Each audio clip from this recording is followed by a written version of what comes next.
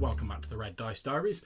Now, a short while ago, I believe the start of this week, Chris Wilhelm suggested in the tabletop RPG one-shot group that occasionally some people are put off from joining in a particular game because they don't understand the rules or they think they're going to be difficult to understand. And he suggested that people who are fans of a particular game should create a why you should play this game video and just outline the basics of the rules. Now, Tim Kearney of Tabletop Terrors tagged me in and asked me to do a video on Fate. So for this video, I'm going to look at Fate Core, which I consider to be the baseline for the system. There is also Fate Accelerated, which is a more streamlined version with a few little differences. Now, whilst I'm not going to be covering Fate Accelerated specifically in this video, there are an awful lot of similarities. So let's start off by going on a little tour of the character sheet. You can see the character sheet here. Now, unlike some games where you have a load of stats, your character in Fate is made up of a few basic things. First of all, there's fate points, which are points or tokens that each player has that can be used with player aspects, and I'll get on to them in a minute, to boost up certain dice rolls or to help you re-roll the dice under certain situations. And they can be represented however you want. Chits, spare dice, so I use poker chips on occasion, whatever you fancy. We then move on to aspects, and aspects are sentences that sum up something noteworthy, interesting or otherwise cool about your character. It's better if they have a positive and a negative side. You'll find out why in a few short moments. The following are all examples of aspects. I'm wanted across the territories by the US Marshals. I'm the best pod racer in the sector, or suave and debonair secret agent. They all tell you something that's cool about the character. You regain fate points by the negative side of your aspect being compelled. Essentially, the GM will suggest a complication that could occur because of your aspect, and if you accept it, you get a fate point. So, for example, I might say, because you're wanted across the territories by the US Marshals, as you sit in the bar, they burst in, guns blazing. Now, if you accept this, then the complication occurs as I've described, and you're given a fate point as your reward for helping to enhance the narrative of the game. If you don't want to accept it, then you can pay a fate point, assuming you've got one, and the complication doesn't happen. The positive use of fate points for the player characters is called invoking. And when you have rolled your dice, but before the results are announced, if you believe you haven't got a high enough roll, and you've got an aspect that would help in the situation, then you can spend a fate point to either add +2 to the dice roll, or to re-roll the dice entirely. For example, you could say, well, I would have crashed with that dice roll, but because I'm the best pod racer in the sector, I've had a lot of practice. I'm going to spend a fate point to re-roll. We then move on to skills, and now skills are a concept that should be familiar to almost anyone who has played an RPG before, and they determine how good your character is at doing stuff. Skills in Fate Core start rated from average +1 to great +4. When you want to make an action, you roll these. If you can see those there, fate dice. Now these are effectively 6-sided dice. 2 of the sides have a plus on them, 2 of the sides have a minus on them, and 2 of the sides are blank. And you roll 4 of them together for each roll, meaning that you'll get a result somewhere between -4 and +4. You roll the dice and you add the pluses and minuses to your relevant skill. So for example, if I've got a fight skill of average, which is +1, and I roll a plus, a blank and a minus, then my final result is a fair result or a +2 result.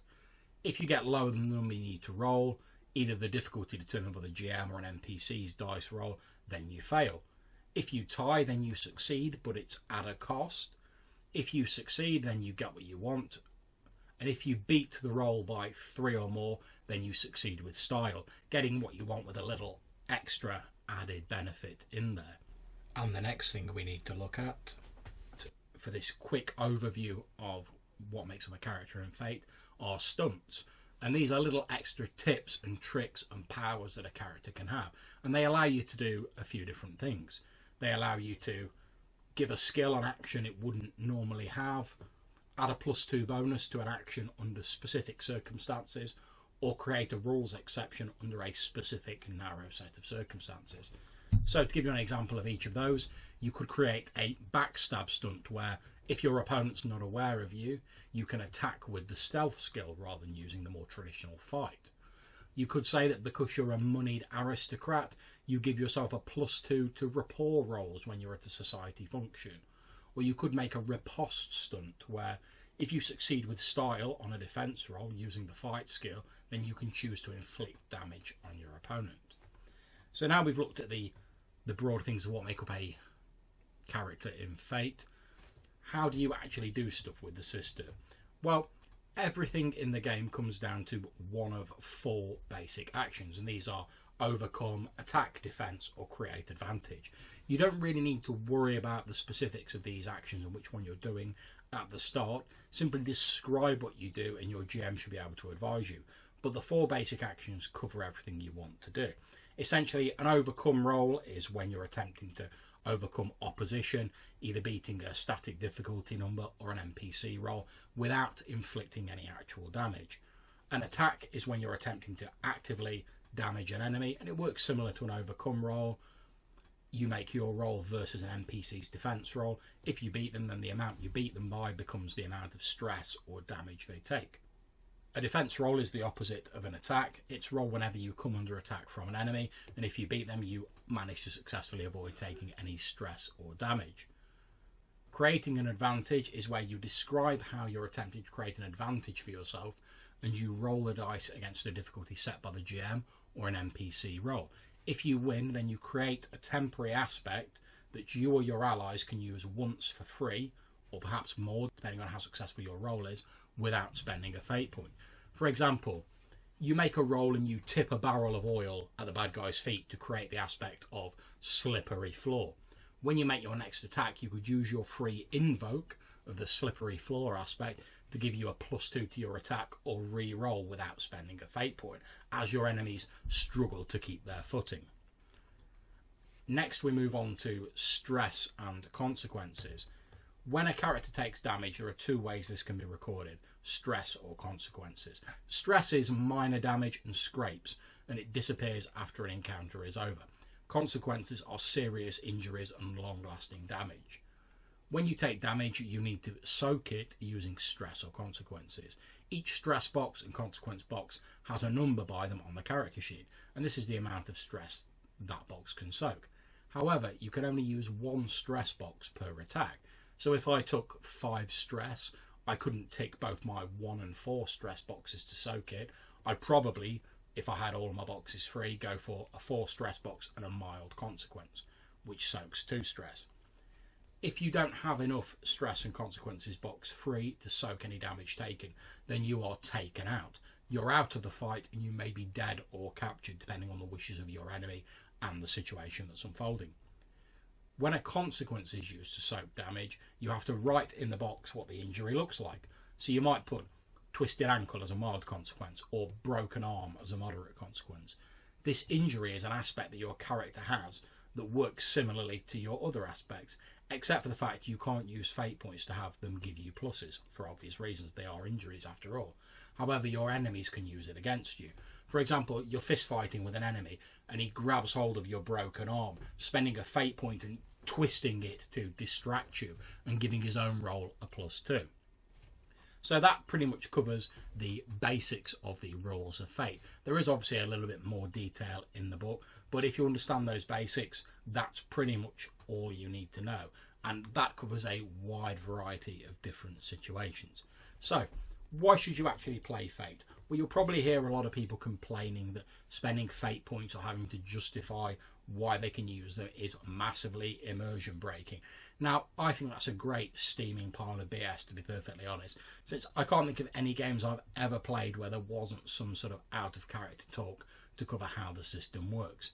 As with all systems, it helps to talk through it when you're learning it, but as you become more proficient with it, the system fades into the background. It becomes less obvious. Eventually, you won't need to tell your ref you're invoking an aspect to gain a bonus. You'll just say, because I'm deadly with a 6-shooter, I reckon I can hit. You'll throw in your fate point and the game carries on as normal. Similarly, the ref will be able to stop saying, I'm going to compel your aspect, instead saying something like, well, since you're wanted across the territories, wouldn't it be a shame if the marshals turned up now, and holding up a fate point, which you then either accept or refuse, and the game carries on as normal. And there's all sorts of non-verbal clues that you can use, like holding up a fate point, for instance. So I really personally don't see it as a big immersion breaker. Now, there's no one role-playing system that does everything 100% perfectly, and Fate excels at games where you want to play very competent heroes who start off a little bit larger than life and have interesting backgrounds.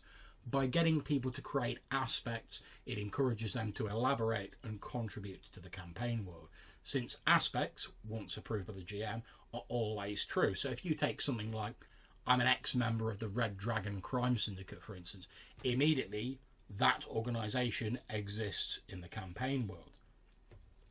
If someone's willing to put in the effort, then any system can be adapted to a different genre or a different type of game.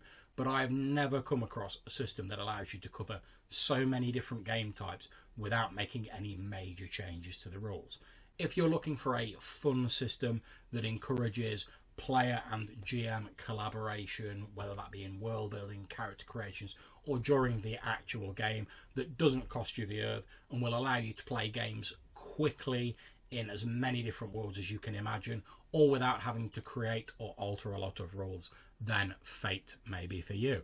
So I hope until I see you next time, take care and happy gaming. If you have any comments, as always, put them in the comments box down below. I hope you'll consider clicking on the red dice to subscribe to my channel. Take care. If you'd like to see some actual Fate games in action, click on any of the thumbnails around here, and that will take you to videos of actual plays using the Fate system. Hope you enjoy.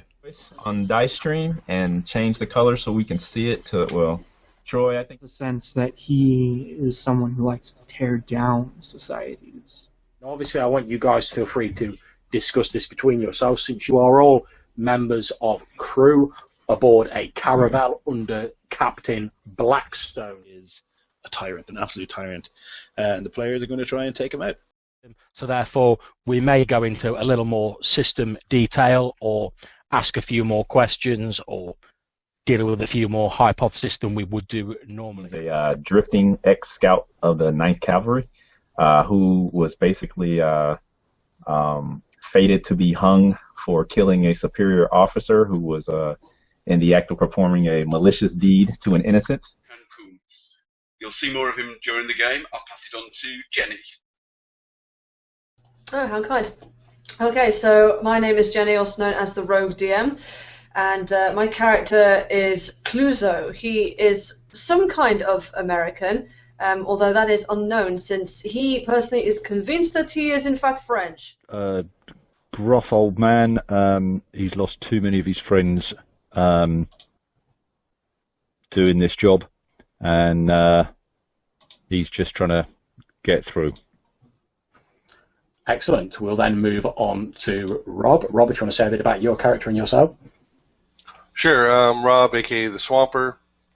I'm playing Daniel Jenkins, a gunslinger, a very good gunslinger, whose parents were killed by those folk in